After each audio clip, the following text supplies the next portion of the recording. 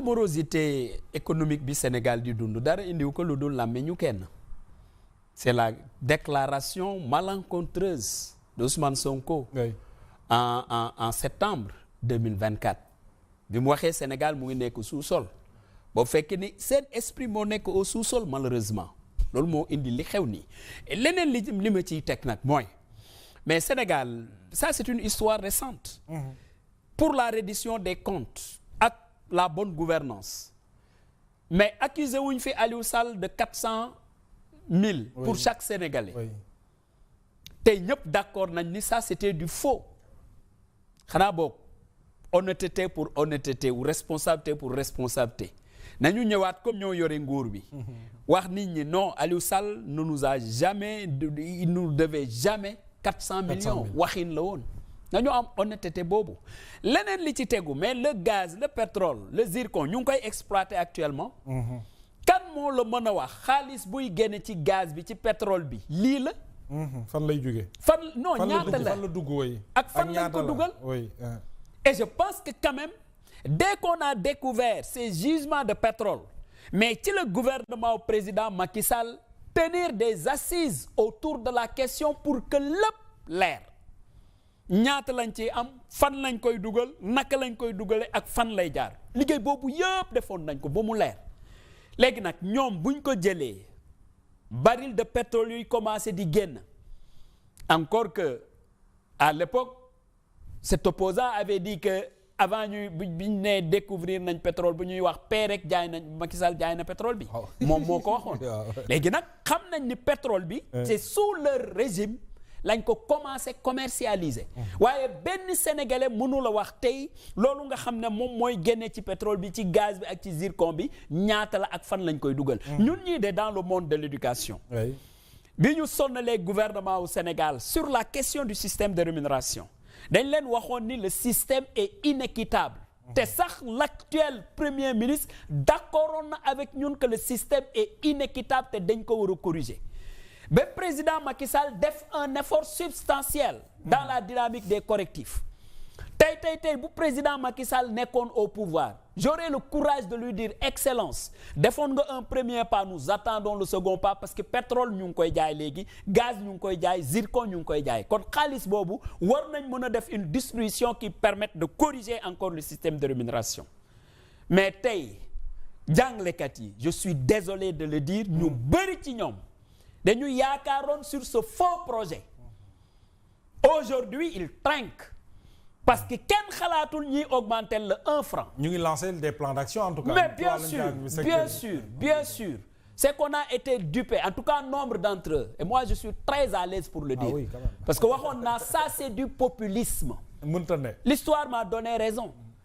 tey fu ñu waroon tollu ak le régime du président Macky Sall c'était qu'on réfléchisse pour voir qu'est-ce qu'il faut faire pour le second pas dans la direction des correctifs du système de rémunération.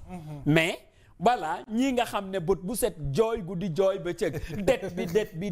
xaalis amul nag sori. fu muy amee parce que dañu jox réew mi ñoo xam ne xamuñu luy état xamuñu ko ni dans le comportement ni même le minimum pour un état c'est l'élégance républicaine xamuñu ko kon yooyu bu taxawee nii li ciy des rek mooy que ñu jógaat parce que dañ yaakaaroon et puis personne ne doit regretter ce qui s'est passé en 2024 déedéet le Sénégal c'est une république démocratique Senghor a exercé le pouvoir jox ko président Abdou Diouf mu dem élection 2 ans après gagné exercer le pouvoir président Wade ñëw gagné ñu jox ko mu exercer le président Macky Sall la même chose kon ñi nga xam ne par rapport à leur victoire de 2024 dañ jàpp ni oui c'est une révolution qui s'est passée au Sénégal il y a aucune révolution c'est la marche de la démocratie sauf que élégance bi doon am entre un régime et celui qui l'a succédé élégance boobu moo amul sauf que wax dëggam yàlla ku waxal yàlla xam ni le Sénégal a toujours eu des hommes d'État de valeur de valeurs respectées à travers le monde waaye tentamar bu ñuy gis tey xulloo guddi xulloo bëccëg Et ça, je ne porte pas de gants pour le dire. Le président Bassirou Diomaye, malheureusement. Cette dualité au sommet de l'État. Oui, la dualité. Mën na am impact ci fonctionnement wu. Mais naturellement, parce que là où le président cherche à rassurer les partenaires, à négocier, à trouver quelque chose. bu ko defee tey le lendemain le premier ministre casse tout. parce que sa dernière sortie mi ngi wax ne FMI li ñu dal lépp am na ci responsabilité. alors que ñun ñu ngi xool yan yoon la ñu mën a jaar pour arrondir les angles. loolu yëpp moom la c'est lui le principal responsable c'est ma conviction. parce que encore une fois de plus réew dafa am nu ñu koy yoree gis nga république dafa am élégance c'est des valeurs. La posture d'homme d'État dafa am.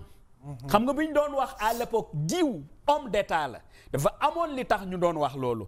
waaye koo xam ne fu mu ko xalaate ak nu mu ko xalaate wax ko la preuve waxuguñ ci tey temps bi lee mu jee xoolal la situation du monde paysan. waaw non dinañ ci ñëw. mais qui waroon assumer la responsabilité de tout ce qui est en train de se passer c'est le chef de l'équipe gouvernementale. Oui. C'est le premier ministre. Bon, moom il paraît qu'il a dégagé ses responsabilités. Hein? Il peut pas.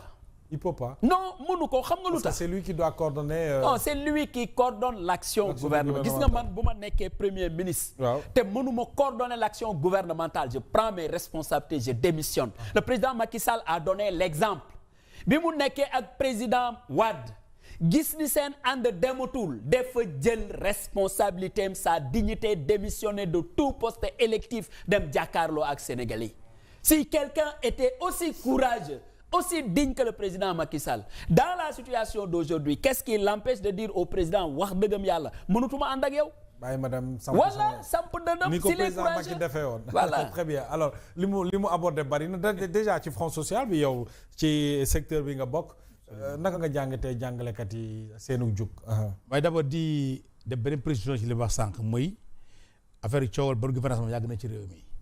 amoon na fi sax jamonoy Macky Sall ñun ñi Alliance Sauveur Sénégal ñoo porté plainte Aliou Sall ak Franck Timis ca OFNAC.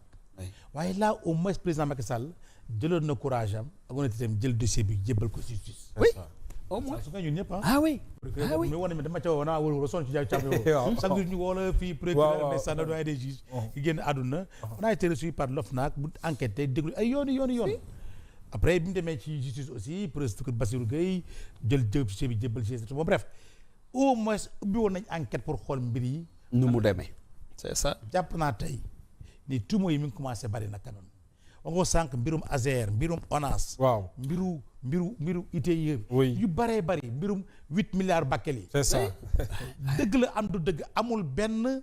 procédure institutionnelle 5 milliards yu séddale. amagul dara lu gaa yi taxawal.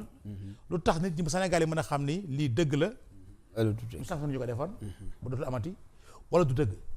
mais li ñu gis chaque fois dañuy maintenir dans le flou au niveau de l'espace public yenn tuuma yi mais est-ce que yow mën ngaa nangu ab député bu nekk assemblée nationale nekk en exercice jël tuuma yu rëy yi ni mu jël Kaba Diakhaté jël teg ko ci ko président de l'assemblée nationale.